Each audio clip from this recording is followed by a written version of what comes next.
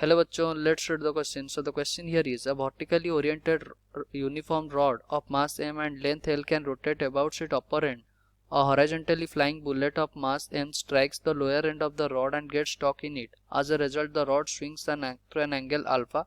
Assuming that small m is less than capital M, the velocity of the flying bullet. Okay, तो question क्या पूछ रहा है, हमारे पास एक वर्टिकली ओरिएंटेड यूनिफॉर्म रॉड है जिसको हम अपर एंड पे फिक्स कर दिए हैं और एक बुलेट को हम फायर किए उसके लोअर एंड पे, वो जाके उसके ऊपर स्टॉक हो गया और वो रॉड कितना स्विंग कर गया, एंगल अल्फा से स्विंग कर गया। अगर हमारा मास of the bullet is less than mass of the rod है तो वेलोसिटी ऑफ फ्लाइंग बुलेट कितना होना चाहिए वो पूछ रहा है। So the key concept of question here is, हमें क्या पता है इधर, there is no external torque, there is no external torque। Okay, तो हम क्या कर सकते हैं, we can conserve angular momentum, conserve angular momentum। तो अगर हम एंगुलर मोमेंटम को कंजर्व कर सकेंगे तो हम क्या बोल पाएंगे, L vector equals to m whole into r vector cross v vector. Okay, या फिर हम बोल सकेंगे L equals to i into omega. तो जैसे कि हमें पता है हमारे पास एक ऐसा रॉड है, ओके, और यहाँ हम फिक्स कर दिए हैं इसको, इस पॉइंट के अबाउट वो रोटेट कर सकता है।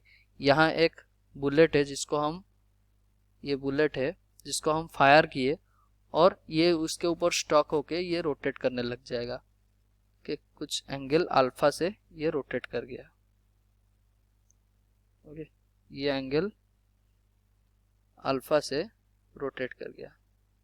ओके, तो ये एंगल अल्फा हो गया और ये mass capital M, mass of the rod is capital M, mass of the bullet is small M, and ये इसका वेलोसिटी कितना वेलोसिटी से वो मूव कर रहा था, बुलेट हमारा v वेलोसिटी से मूव कर रहा था।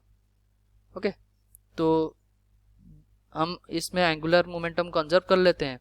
तो initial angular momentum equals to final angular momentum, initial कितना है m into V into L, और फाइनल एंगुलर मोमेंटम कितना है m किसका लेंगे, हम ये बुलेट का ले रहे हैं क्योंकि वो at the end of the rod में वो स्ट्राइक कर रहा है। तो M V L equals to final angular momentum कितना हो गया, क्या जो i इंटू ओमेगा, i कितना है, i due to rod that is ml square by 3 plus moment of inertia due to the bullet ml square, okay, into omega.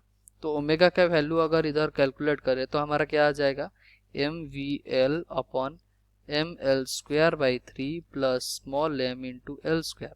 Okay, यहाँ से हम एम एल स्क्वायर को नेग्लेक्ट कर सकते हैं क्योंकि mass of the bullet is less than mass of the rod. तो हम क्या बोल सकेंगे, हमारा जो वैल्यू आएगा ओमेगा का 3mv upon capital M into L. Okay, ये हमारा आ गया क्या, ओमेगा का वैल्यू। तो हम निकाल लेते हैं, जैसे कि हमें पता है यहाँ जब वो बुलेट स्टॉक होगा तो इसमें कुछ काइनेटिक एनर्जी होगा। तो जब ऊपर वो रोटेट करता जाएगा उसका काइनेटिक एनर्जी लूज होता जाएगा और पोटेंशियल एनर्जी गेन होता जाएगा। तो हम क्या कर सकते हैं, loss in kinetic energy equals to gain in potential energy. Okay, तो इसमें देखते हैं हमारा कितना हाइट तक ये रॉड डिस्प्लेस किया है। ओके, मान लेते हैं ये वाला हाइट तक, ये हमारा सेंटर ऑफ मास है और इधर ये सेंटर ऑफ मास है, तो ये हमारा डिस्प्लेस हाइट है, ये हमारा h है। ओके, तो ये h कितना होगा, जैसे कि हम इसका कंपोनेंट ले लेते हैं, ये वाला जो साइड होगा ये कितना हो गया, ये अगर l/2 है, ये l/2 है तो ये अल्फा है, तो ये कितना हो गया l/2 cos अल्फा। ओके, और ये वाला टोटल साइड कितना है, ये रॉड का ये वाला कितना साइड का लेंथ कितना है l/2, तो हमारा हाइट कितना हो गया l/2 1 minus cos alpha. Okay, तो हमारा हाइट जो डिस्प्लेस किया है वो L/2 1 माइनस कॉस अल्फा। तो लॉस इन काइनेटिक एनर्जी हम कैसे लिखेंगे, हाफ इंटू आई इंटू ओमेगा स्क्वायर। तो हमारा कितना आ जाएगा, हाफ इंटू आई कितना है mL²/3 plus small m into L square half I into omega square equals to gain in potential energy कितना है। देखिए जब मास ये स्टॉक कर जाएगा तो इसका सेंटर ऑफ मास तो ज़्यादा डिस्प्लेस नहीं होगा ना, क्योंकि mass of the bullet is less than mass of the rod. इसका मतलब हम सेंटर ऑफ मास को लगभग वही ले सकेंगे। तो हम हमारा जो पोटेंशियल एनर्जी का गेन लिखेंगे m+m whole into g into L/2 कितना डिस्प्लेस किया था L/2 1 minus cos alpha. Okay, तो यहाँ से हम ओमेगा का अगर वैल्यू कैलकुलेट करेंगे तो ओमेगा का वैल्यू कितना आ जाएगा 3 into m+m whole into g into l 1 minus cos alpha upon m l okay का अंडर रूट।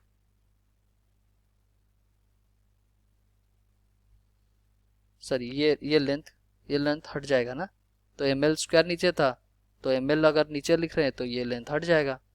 तो हमारा mass of the sorry omega कितना आ गया, इतने आ गया। ये एनर्जी कंजर्वेशन से निकाले, पर ओमेगा हम एंगुलर मोमेंटम से भी नहीं निकाले थे ये वाला, तो हम दोनों का बराबर कर लेते हैं तो हमारा वैल्यू ऑफ क्या आ जाएगा v आ जाएगा। तो हम अगर दोनों को बराबर कर दिए तो हमारा वैल्यू ऑफ v आ जाएगा। तो v हम इसका हम स्क्वायर ले लेते हैं क्योंकि कैलकुलेशन इजी होगा। तो हम कितना लिखेंगे 3 into m+m whole into g whole into 1 minus cos alpha. Okay, ये हम कैसे लिखे हैं, क्योंकि इसको हम नेग्लेक्ट किए हैं, क्योंकि mass of the rod is less mass of the bullet is less than mass of the rod. Okay, 3 into m+m whole into 1 minus cos alpha upon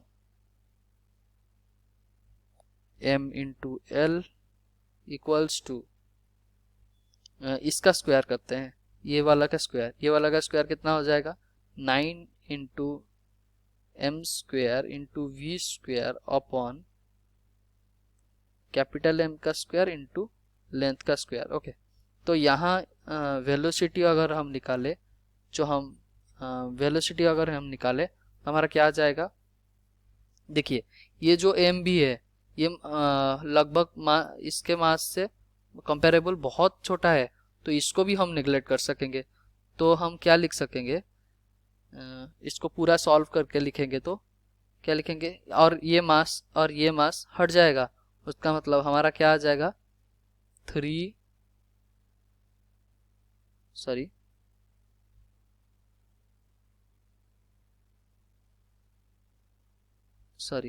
ये जो 3 ना, ये 3 भी हट जाएगा क्योंकि ये 3 और ये 3 कट के ये 3 आ जाएगा। तो हमारा जो वैल्यू ऑफ v आएगा कितना आएगा m/m